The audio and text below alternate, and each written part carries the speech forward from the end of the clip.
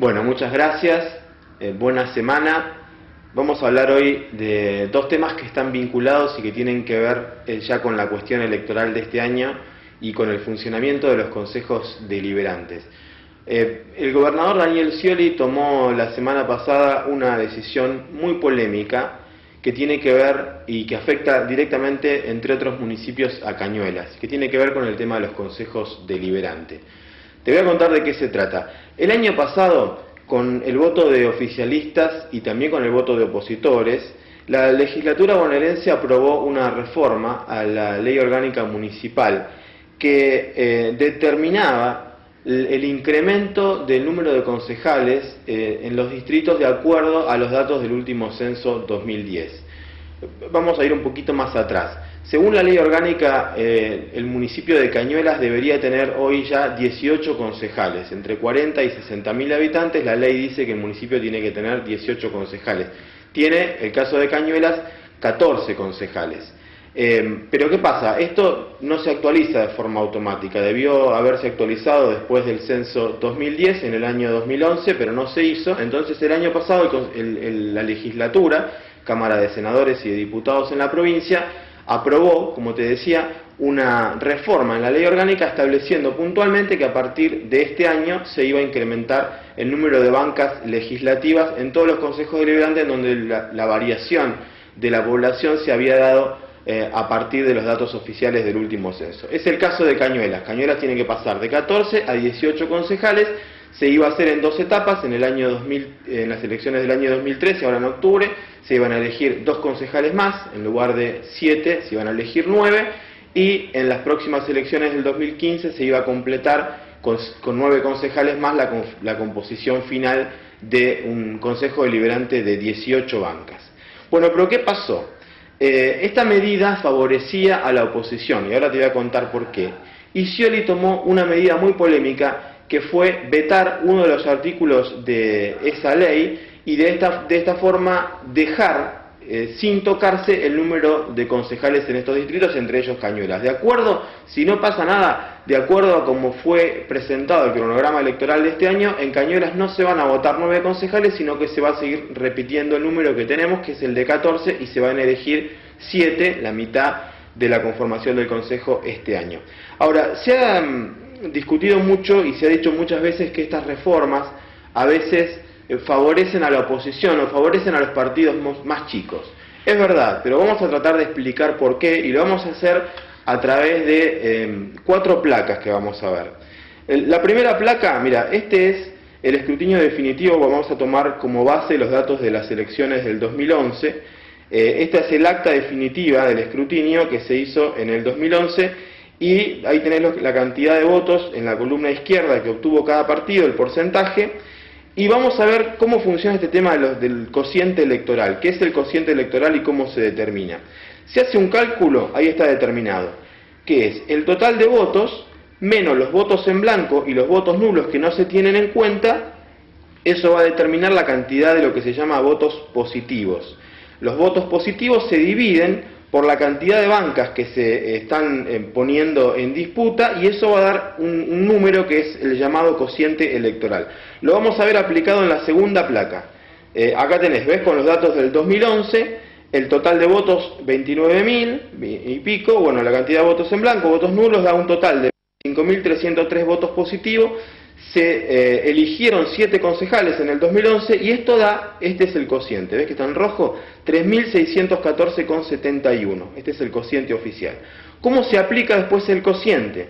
Es una división que se hace, vamos a ir en la tercera placa, la cantidad de votos que consigue cada fórmula electoral, dividido este cociente, va a dar un número. Por ejemplo, acá tenemos el caso del Frente para la Victoria, consiguió 15.061 votos, lo dividimos por el cociente, 3.614,71, y va a dar un número que en este caso es 4,166. ¿Eso qué quiere decir? Que el Frente para la Victoria consiguió 4 concejales, es el número entero, y lo que resta, es decir, los decimales son el llamado resto. Que el resto sirve después para determinar cómo se dividen el resto justamente de los concejales que no se obtuvieron por cocientes enteros, por número entero como resultado del cociente. En este mismo cálculo vamos a ver qué fue lo que efectivamente pasó en las últimas elecciones.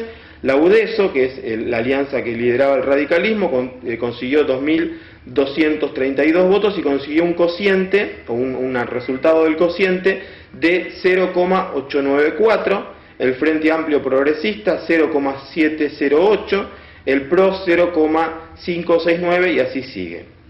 Se entiende, al no conseguir ninguno de estos partidos el número 1, el entero, adelante de la coma, lo que está significando es que no consigue el llamado piso electoral, es decir, no consigue ningún concejal para distribuir. Por eso, el Frente para la Victoria, si bien consiguió 4 concejales y un resto, se quedó con la totalidad de los concejales. En las últimas elecciones, el Frente para la Victoria consiguió 7 concejales. Al ampliar la cantidad de concejales de bancas en disputa, lo que ocurre es que baja el número del cociente, es decir, al dividir en lugar de por 7, dividir por 9, el número del cociente baja, con lo cual vamos a ir a la última placa, que está hecho el cálculo con los mismos resultados de las elecciones del 23 de octubre del año pasado. ¿Qué hubiese pasado si en Cañuelas, en lugar de elegir 9 concejales, en lugar de elegir 7 concejales, se hubieran elegido 9 bancas? Tenemos la misma cantidad de votos positivos, pero en lugar de hacer dividido 7, hacemos dividido 9, y vemos que nos da un cociente que es menor, 2.811,44. Cuando lo aplicás, ¿qué pasa? El Frente para la Victoria consigue un resultado de 5,357, la UDESO, es la alianza del radicalismo con de Narváez, 1,149, el Frente Amplio Progresista 0,911 y podríamos seguir. Pero ¿qué es lo que pasó acá? Con la misma cantidad de votos, estos son los resultados de octubre del 2011, donde el Frente para la Victoria, el oficialismo, consiguió una victoria muy pero muy abultada, histórica. ¿Qué hubiese pasado? El Frente para la Victoria conseguía 5 concejales, que el entero, el UDESO conseguía un concejal y después el Frente para la Victoria, como tenía un resto más grande que el UDESO, se quedaba con el concejal que sobraba, ¿no? Entonces, en este caso, el Frente para la Victoria hubiese conseguido 6 concejales y UDESO hubiese conseguido un concejal. Esto decía aplicándolo a los resultados de la última elección, donde el oficialismo ganó por un margen más que abultado, muy pero muy grande. Imagínense, en una elección más reñida, esto daría la posibilidad a que más partidos, que no sean los que ganen las elecciones, pudieran conseguir bancas legislativas. Esto es explicado cómo funciona el tema del cociente electoral y puntualmente por qué beneficia a los partidos de la oposición y no al oficialismo, y probablemente esto explique por qué el gobernador Scioli tomó esta medida tan polémica, que fue justamente vetar uno de los artículos de la ley y volver todo a foja cero, haciendo que se elija todo como se venía eligiendo. Igualmente esto no termina.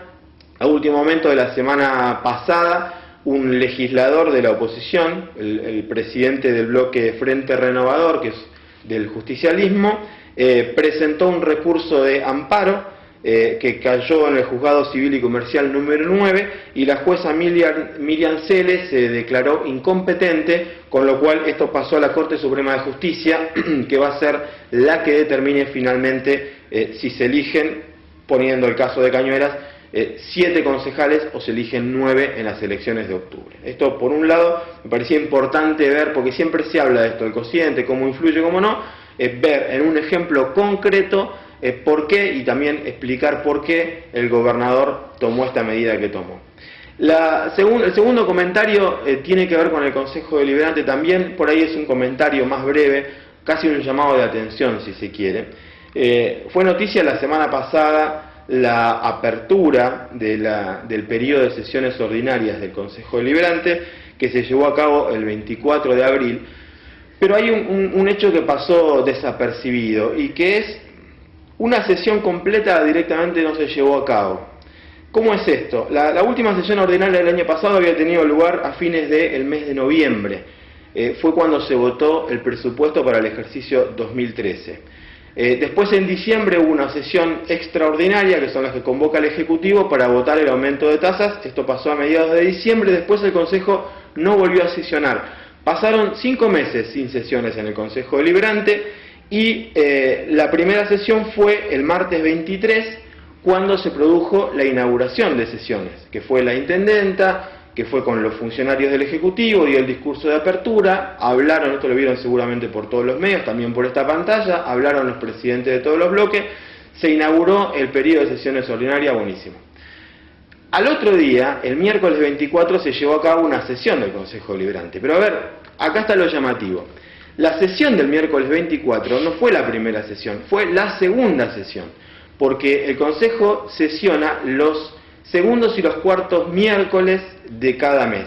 Como se había pospuesto la fecha para la presentación, para la apertura de sesiones, la primera sesión fue el martes 23, pero en realidad, normalmente lo que pasa es que cuando la intendenta o el intendente abre el periodo de sesiones, termina, se pasa a un cuarto intermedio, se saludan, los funcionarios se van, los concejales se quedan, porque la sesión debería continuar, o mejor dicho, debería llevarse a cabo. En este caso no pasó, se fueron todos a tomar café, o se fueron a sus casas o a sus trabajos, y la sesión no se realizó, se convocó recién para el miércoles la segunda sesión. Es más, ni siquiera, habría que preguntar, ni siquiera sé si hay un orden del día de la primera sesión, se pasó por alto.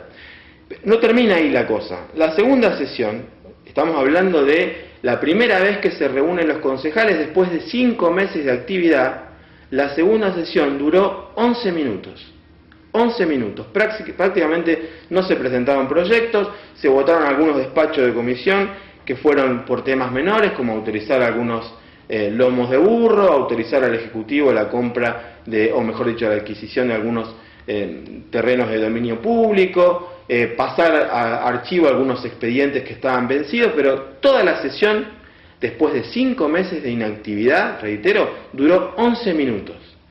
Eso me llamaba la atención, muchachos. Este año justamente tienen lugar las elecciones legislativas, donde muchos de estos concejales le van a ir a decir a usted que los voten, y les van a ir con proyectos, y les van a ir con propuestas, y les van a tratar de explicar por qué quieren su voto. Bueno, me parece que deberían empezar explicando por qué después de 5 meses de inactividad, donde no solamente hay 14 concejales, sino que cada uno tiene sus secretarios, sus empleados administrativos, hay un montón de gente que trabaja y que cobra en el Consejo Deliberante. ¿Cómo puede ser que después de 5 meses la primera sesión abierta dure solamente 10 minutos? Es decir, ¿qué pasó? ¿En qué se trabajó todo ese tiempo? Es realmente una incógnita. Me parece que es un dato para tener en cuenta, pues después todos van a pedir seguramente el voto, prometiendo sobre todo mucho trabajo.